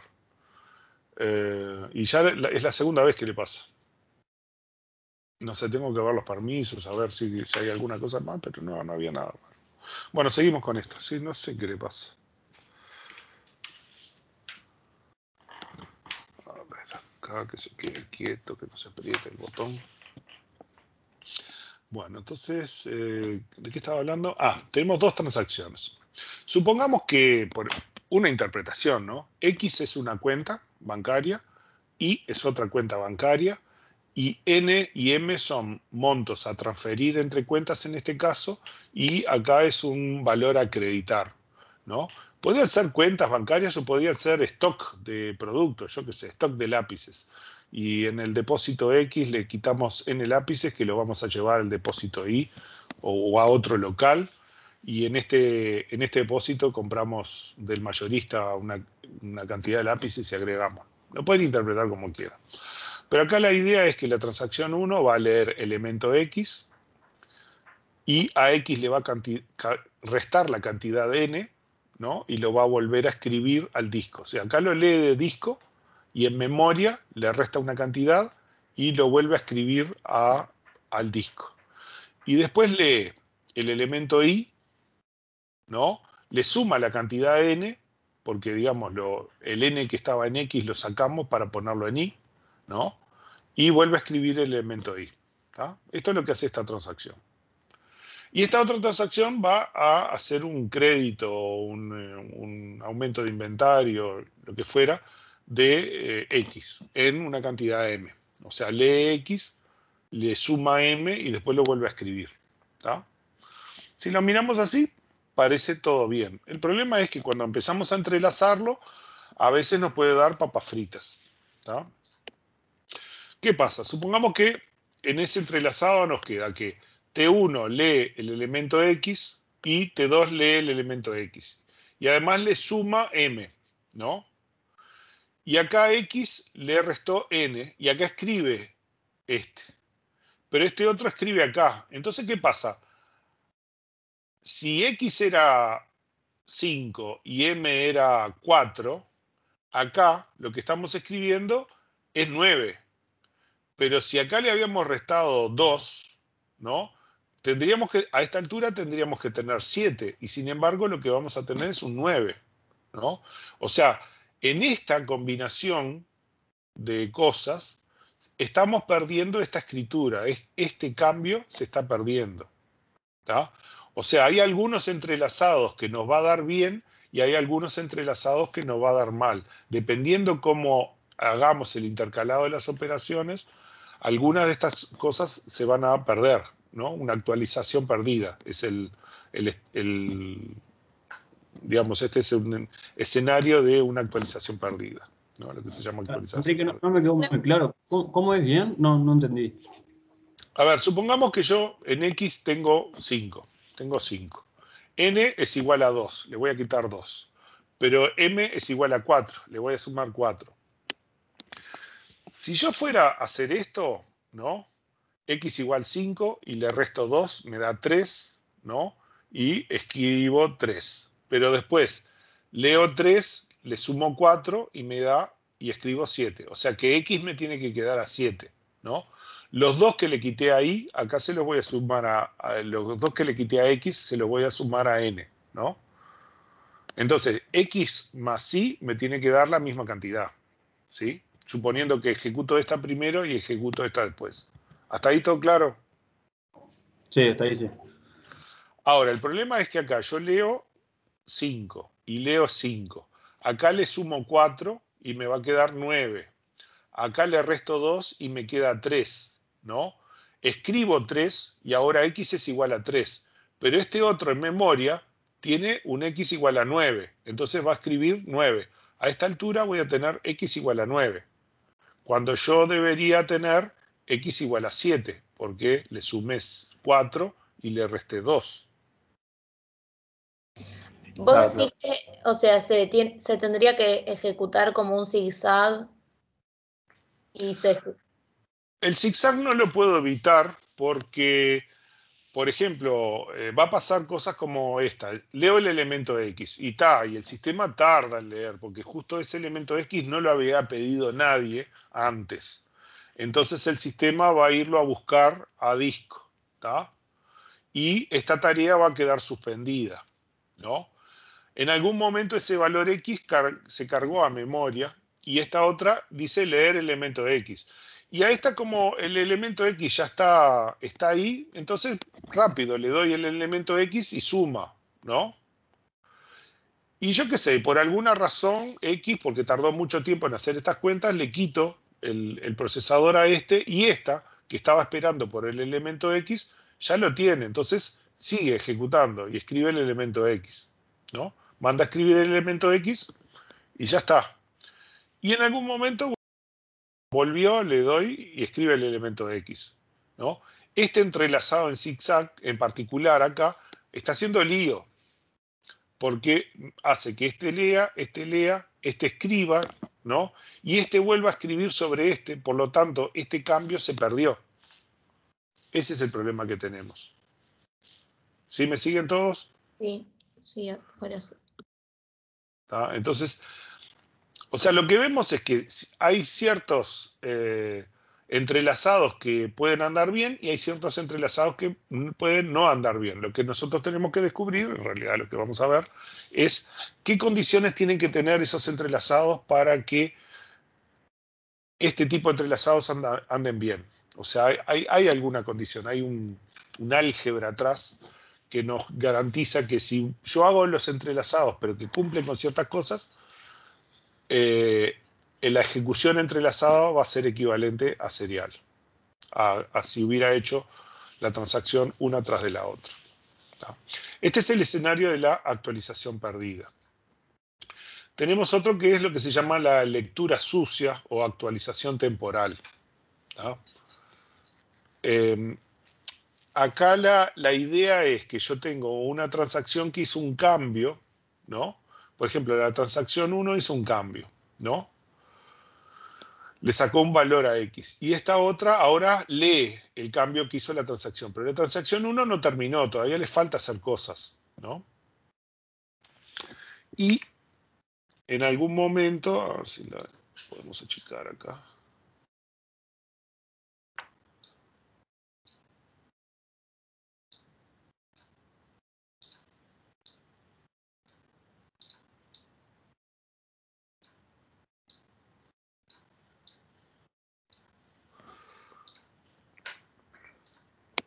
En algún momento en la transacción, vean que en la transacción 2 leyó un valor escrito por una transacción 1 que todavía no terminó de hacer sus operaciones. Y tuvo una división por 0, o el usuario la canceló, o vaya a saber qué pasó, pero no llegó a terminar por alguna razón. Tuvo un trigger y abortó, yo qué sé, alguna cosa así, ¿no? Y esta transacción en realidad leyó un valor X que nunca debió haber existido, porque tiene un valor intermedio de X que no es consistente con los valores de Y, ¿no? ¿Sí? ¿Me explico? O sea, esta transacción, este valor X tiene que ser consistente con el valor de Y, en el cual, si yo le resto N acá, tiene que haber sumado N a Y, pero acá no llegó a sumarlo. Y este otro, con ese valor de X inconsistente, calculó algo y le agregó un M, ¿no? Entonces, Pero T1 falló porque como que se metió T2 en el medio. no, T1 falló por su propia... Porque ponele que tenías una división por 0 ahí adentro y yo qué sé, y justo había un valor en 0 y entonces dio un error. O alguna cosa. No tiene nada que ver con T2. Lo que yo estoy mostrando es un escenario en el cual hay un entrelazado que me causa un problema. Que es diferente del problema acá. El problema que está acá es el caso de que una transacción sobrescribe el resultado de otra transacción, ¿no? Y este otro es que una transacción lee un valor inestable, un valor que todavía la transacción que lo está usando todavía no terminó. Entonces yo no sé si no va a volver a modificar ese valor o si tiene que modificar otros valores, ¿no? Que sean consistentes. Por ejemplo, la suma de X con Y en esta transacción tiene que ser una constante, ¿no? Lo que yo le quite a X tiene que sumarse ahí, ¿no? Sin embargo, al fallar no llegó a sumar el valor en Y. Por lo tanto, este X no debería ejecutar con esas propiedades que yo decía de atomicidad, es T1 o se ejecuta todo o no se ejecuta. Si llegó a escribir algo y no llegó a escribir acá, yo tendría que deshacer estos datos. Pero puedo deshacer estos datos. ¿Pero qué hago con este que calculó otra cosa? ¿No? Y que ya vamos a ver qué hacemos, ¿no? Entonces, T2 nunca debió leer un dato de una transacción no confirmada, de una transacción que nunca llegó a completarse, ¿no? Entonces acá tenemos un problema, porque por un lado queremos que haya entrelazados, pero al mismo tiempo no queremos que una transacción lea cosas de otra transacción que todavía no terminó, ¿no? Entonces vamos a ver cómo lo arreglamos eso, ¿tá? Bueno, esto es lo que se llama el problema de la lectura sucia o actualización temporal, ¿tá? Que es un problema de recuperabilidad. O sea, cuando yo tengo esta situación y esta transacción ya terminó, más aún, terminó y le dijo al cliente, mirá que la plata que tú depositaste en el cajero ya te la puse, ¿no?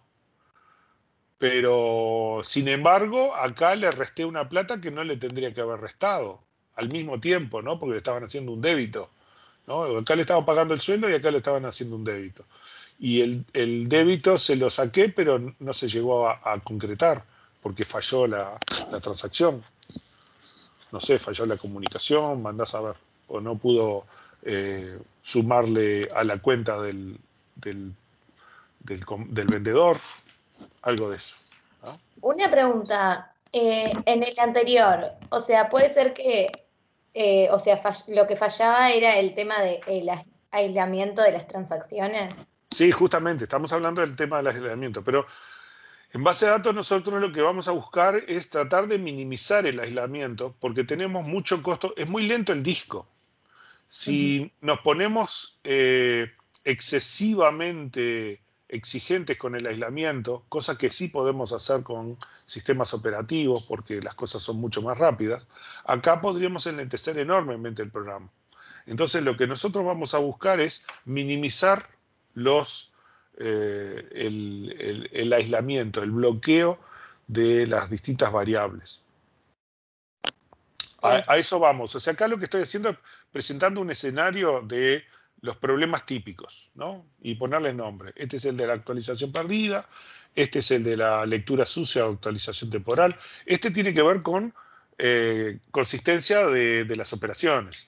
Este otro tiene que ver con recuperabilidad. Ok, tengo un error. Entonces yo tengo que poder deshacer los cambios que no fueron confirmados, o sea, los cambios temporales que hicieron las transacciones, pero que no llegaron a completar, ¿no? Porque yo quiero dar la ilusión de atomicidad, pero no puedo dar la ilusión de atomicidad en un ambiente donde es multiusuario, multitarea, con sistemas apropiativos y todas esas cosas.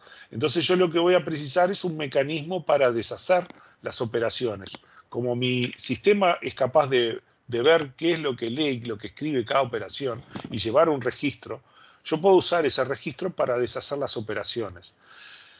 Pero ¿cómo hago para decirle a este tipo que ya le pagaron el sueldo, pero que está mal el sueldo que le pagaron? Porque estaba basado en un saldo que no corresponde con la realidad, ¿no? Acá tengo un problema. Este tipo de situaciones no me tiene que ocurrir, ¿no? Y tenemos que cuidar este tipo de situaciones. Este tipo de situaciones es lo que llamamos lectura sucia o actualización temporal, ¿tá? Y después el otro escenario es resumen incorrecto. Estos son como los tres tipos típicos de problema, ¿no? Son estos tres. Cualquier otro tipo de problema que tengamos en base de datos es de alguna forma de estos tres o una combinación de estos, ¿tá? En este caso, los datos quedan consistentes. En este caso, los datos en la base de datos van a ser consistentes. Lo que no va a ser consistente es cuando yo hago una consulta, los datos que me va a mostrar en la pantalla. Me va a decir una cosa que es diferente de la realidad. En este caso, yo tengo esta transacción que va a sacar N de la cuenta X y me va a poner N en la cuenta Y, ¿no? Vamos a achicarlo un poco. La barrita, ¿no?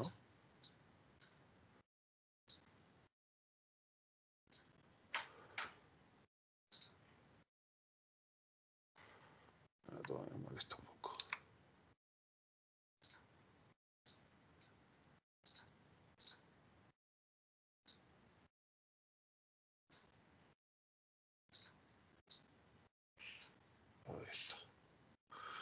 Entonces, yo tengo la transacción 1 que lee X, le quita N y le suma a Y, ¿no? O sea, estoy, no sé, haciendo una transferencia entre una cuenta a otra.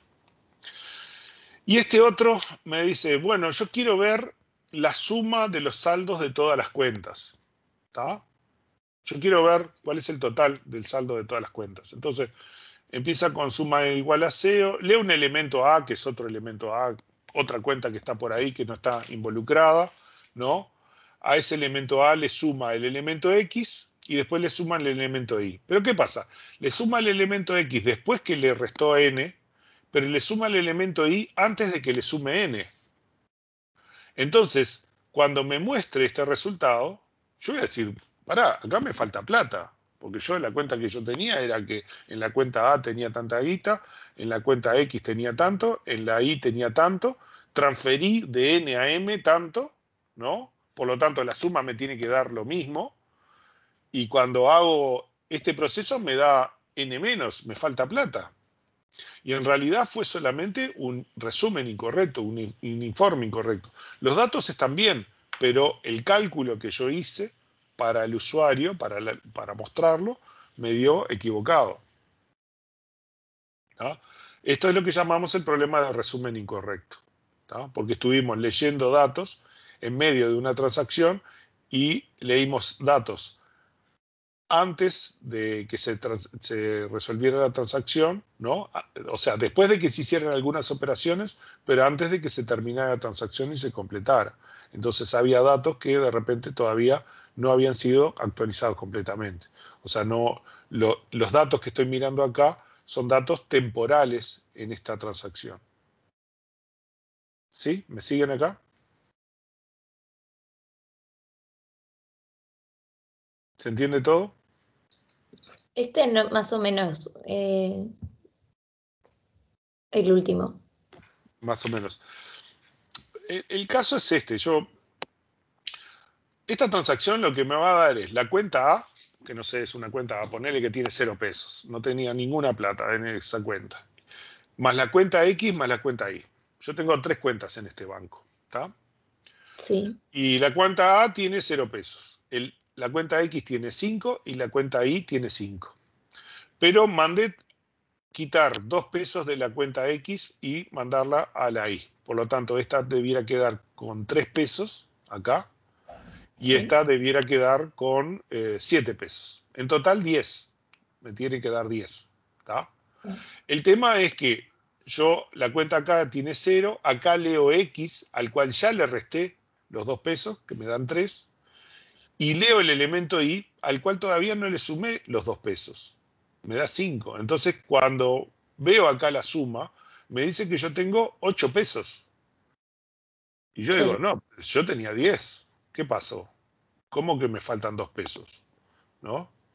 Voy a tirarle pedradas a los vidrios del banco. ¿No? Y no, y el problema es un problema de que la transacción, esta leyó valores que están inestables, que todavía la transacción no terminó de hacer todas las modificaciones. O sea, son la operación atómica sería leer acá, restarle n y escribir, y acá sumarle n y escribir, ¿no? O sea, mi transacción es todo esto, atómica. Pero yo estoy leyendo entre medio un conjunto de valores intermedios que son inestables, que no cumplen con todas las restricciones, digamos. O sea, en esta transacción X más Y me tendría que dar lo mismo antes que después de la transacción. Pero acá en el medio eso no se cumple. Sí. Y entonces acá el X más Y me da otra cosa. ¿Sí? Sí. Esos son los 3 escenarios, ¿no? La actualización perdida, la lectura sucia y el resumen incorrecto. ¿Tá? Más o menos, digamos, todos los problemas que vamos a tener se van a hacer similares a esto. Lo que en realidad vamos a ver es un conjunto de reglas para hacer que estas cosas no ocurran. ¿Tá? Entonces, de lo que vemos acá es, depende cómo hagamos los entrelazados, en algunos casos nos va a dar bien, en otros nos va a dar mal, ¿no? Una solución es ejecutar las transacciones en forma secuencial, pero sabemos que eso es muy lento y nos va a afectar al desempeño. Otra sería usar los mecanismos de exclusión vistos en sistema operativo, pero tienen un overhead que es muchísimo más lento en disco. Entonces precisamos otro tipo de mecanismo. Y además tenemos la ventaja esa de que nosotros vemos la transacción que lee, que escribe en cada momento, ¿no? Y hasta tenemos las fuentes de antes. O sea que podemos hacer muchos análisis y entender hasta veces qué es lo que hace internamente la consulta. ¿Tá? Entonces, precisamos minimizar los bloqueos y maximizar los entrelazados. Precisamos que las transacciones puedan la mayor parte del tiempo ejecutar sus operaciones relacionales en forma entrelazada con pocos controles. Nuestra pregunta, ¿es posible hacer planes entrelazados que no dan resultados inconsistentes? O sea, planes que son equivalentes a serial, y esa es nuestra pregunta. Bueno, esto hace referencia a que en sistemas operativos no podemos ver qué es lo que hace la aplicación adentro, que ese es el problema. Entonces ahí estamos dependiendo que el programador use los mecanismos, bloqueos, semáforos, todas esas cosas de la forma correcta y consistente con los otros programas. O sea, tiene que haber una cierta coordinación. Acá la coordinación la va a forzar la base de datos, ¿no? Tenemos el fuente de nuestras consultas y transacciones, hay una separación entre el programa y la memoria del disco, y como la escritura a disco es comparativamente muy lenta contra el procesamiento y el uso de memoria, podemos hacer un montón de controles que no serían convenientes en sistemas operativos, ¿no? Una de las cosas que vamos a hacer es un registro, o log, o bitácora, ¿no? Donde se van a escribir a muy rápido, pero es un archivo en disco, donde vamos a escribir alguna información de qué es lo que hace momento a momento cada transacción, ¿no? Entonces, el log de las operaciones de transacciones nos va a permitir que para ese registro deshacer los cambios, la ejecución parcial o total que hizo una transacción que infringió alguna de las reglas ACID o infringe alguna regla de integridad estructural o no estructural o que fracasó debido a una excepción. O sea, ante cualquier cosa que una transacción no cumpla, nosotros la podemos matar y podemos deshacer todo lo que hizo y dejarla en el estado previo. Y la volvemos a meter en el despachador de tareas y la volvemos a ejecutar en mejores condiciones, por ejemplo, ¿no? Cosas que no podíamos hacer en sistemas operativos porque el sistema operativo no ve qué es lo que está haciendo en los datos. Acá el sistema de base de datos siempre ve qué es lo que están haciendo en los datos. Más aún, registra cada cambio que hacemos en los datos en una tabla especial, una tabla muy sencilla, lineal, que es lo más rápido de escribir en el file system. Registra qué hace cada operación, qué cambia, qué lee. Después vamos a ver los detalles de cómo es ese log, ¿no? Entonces, en ese log va a ejecutar, por lo menos va a escribir, entre otras cosas. Después vamos a ver que hay otras cosas más. ¿Cuándo comienza una transacción? O sea, ¿cuándo comienza? Yo la tenía en la cola, la pongo en memoria y la empiezo a ejecutar. Cuando empieza a ejecutar, voy a poner una marca Start Transaction, que va a ir con un número. Cada transacción la voy a identificar con un número único. Y cada vez que lea un dato voy a poner un read y cada vez que escriba un dato voy a poner un write. Y ahí, dependiendo de varias cosas, voy a ver si cuando escribo el write, escribo cuál es el valor anterior antes de escribir y cuál es el valor que escribió después. Ahí depende de otras cosas que vamos a ver más adelante, ¿no? ¿Qué datos más agrego acá, ¿no? Pero voy a marcar que lee, ¿no? En la mayor parte de los casos. Puede ser que en algunos casos, depende de la estrategia, quizás no me interesa guardar qué lee, ¿no? Pero sí que escriba. O en los casos que escribe, a veces me interesa solo guardar la información que escribe. En otros protocolos me interesa saber qué valor tenía antes de que escribiera. Ahí depende del protocolo. Y cierto que cuando la transacción termina y dice, bueno, ok, mi operación atómica acá se terminó. Entonces, cuando indica eso, que se supone que es cuando terminó la transacción, puede ser, a veces hay transacciones, vamos a ver que podemos tener commit parciales. Creo que lo vimos un poco en la parte de teórico, ¿no? Que yo puedo tener commit parciales y decir, bueno, hago un commit hasta acá. Y después sigo ejecutando y hago otro commit, ¿no? Eso precisa Sería algún manejo. checkpoint, ¿no? O algo así. ¿Eh? No sé. Algo Teníamos, sí, el checkpoint, ¿no? checkpoint, sí. Sí. No, pero puede llegar a ser un commit. Puede ser llegar a un punto y decir.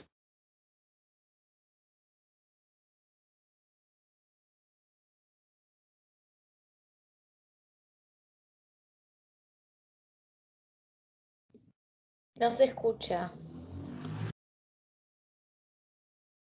Se trancó, creo. Se trancó, ¿no? Se taró ahí. Bueno, lo precisan, por ejemplo, cuando tienen que procesar listas y si se corta por alguna razón, por ejemplo, como esto, que puedan continuar a partir del punto en el que terminaron, ¿no? Ahí hay que hacer algunos trucos. O el rollback. Por ejemplo, mi transacción, vieron que los triggers, ustedes agarran y dicen, tengo esta situación, está todo mal, puedo explícitamente hacer un rollback. En algunos casos, sistemas operativos de base de datos, perdón, me lo piden, que tengo que ponerlo explícito. Y en otros, simplemente hago una excepción, ¿no? Por ejemplo, muchas veces lo que nosotros hacemos es, hacemos una excepción y si nadie captura la excepción, el rollback es implícito.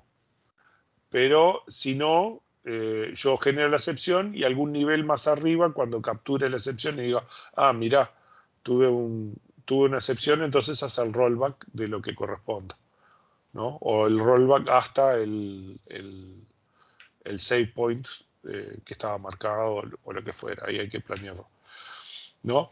Y después el final de la transacción, ¿tá? O sea, vean que en algunos casos yo puedo tener un commit. Puedo tener varios commits adentro de una transacción, porque hace una cosa y hace commit, hace otra cosa, hace commit, hace otra cosa, hace commit, y en algún momento, en el último commit, hace el final de la transacción. El final de la transacción es que deja ejecutar. Le dice, bueno, mirá, ya está, ya terminé. Así que libera mi memoria, libera mis recursos, libera todo y sacame de memoria. Y mi memoria la puedes usar para otras cosas, ¿tá? Eso es el end transaction, ¿tá?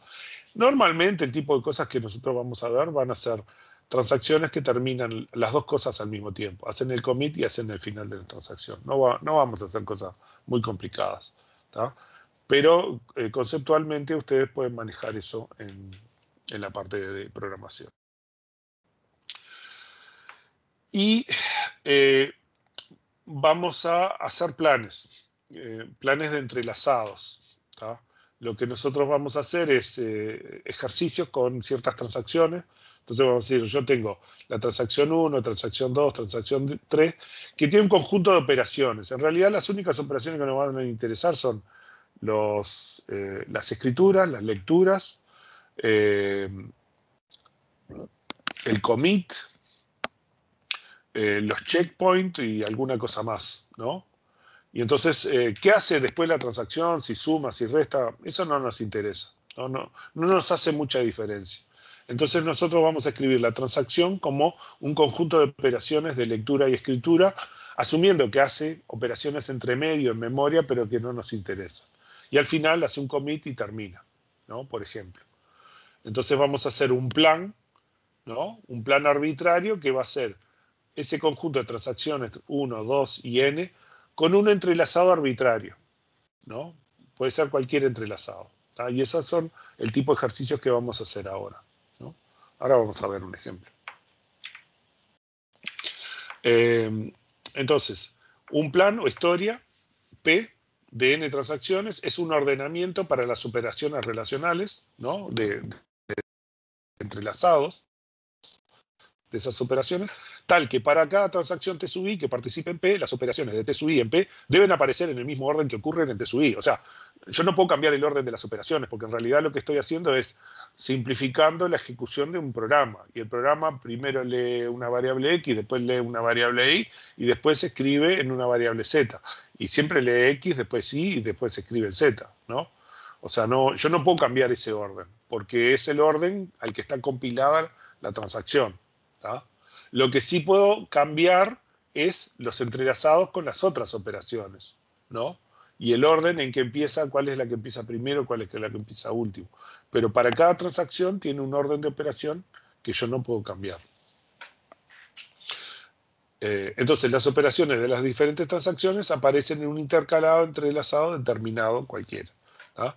No se puede cambiar el orden en que una transacción ejecuta sus operaciones. Suponemos que es el resultado de una compilación de una consulta o procedimiento y por tanto se realizan en ese orden, a no ser que cambiemos la consulta a procedimiento, o sea, a no ser que sea otra consulta. Pero ese es otro problema, digamos, sería otra consulta. Lo que podemos cambiar es el entrelazado entre las operaciones de varias transacciones que se ejecutan concurrentemente. Bueno, acá vamos a ver dos planes, ¿no? Uno es un plan serial. Este plan serial, tenemos esta transacción que lee X y después escribe X y hace un commit. Y después tenemos esta otra transacción que lee X, lee Y, ¿no? R de read y W de write, ¿no? Lee X, lee Y y después escribe X. Y después hace commit, ¿tá? Estas son las dos transacciones que yo tengo. Entonces, la transacción 1, por ejemplo, en este caso, lee, escribe y hace el commit. O sea, se ejecuta acá y después que termina la transacción 2. O sea, este es un plan serial, ¿no? No va a tener nunca ningún problema porque la transacción hace todos sus cambios y después la transacción 2 hace todos sus cambios, ¿no? Ahora, este es un plan entrelazado en el cual T2 lee, después T1 lee, después T2 lee Y, después este escribe X y después este escribe X, con los commits en esos valores, ¿no? Y acá ya tengo un entrelazado, ¿no? Los puedo escribir así, los planes, ¿no? En este caso el plan serial tiene todas las operaciones de la transacción 1 primero y todas las operaciones de la transacción 2.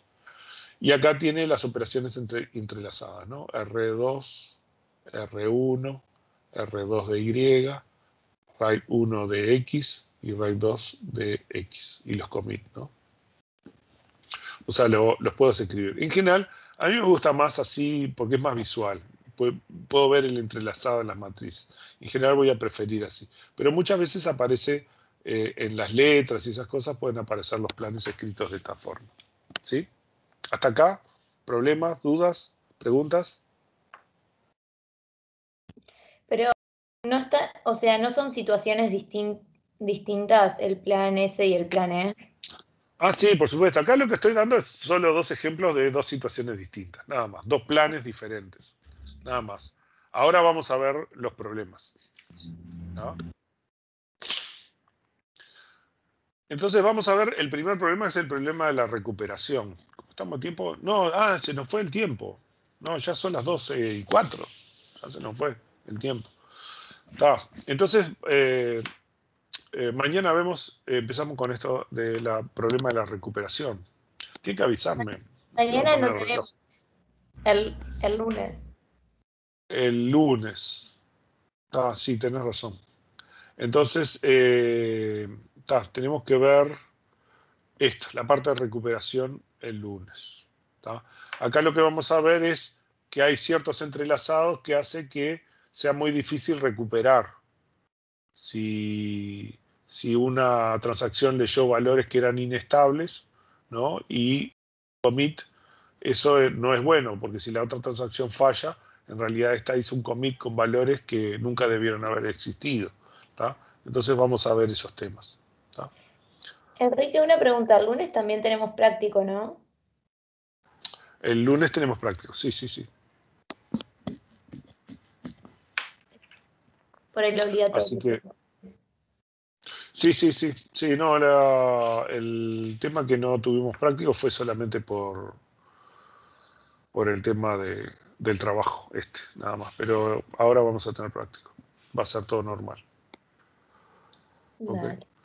Bueno, nos vemos el lunes entonces. Nos vemos. Chao. Chao. Chao, chao.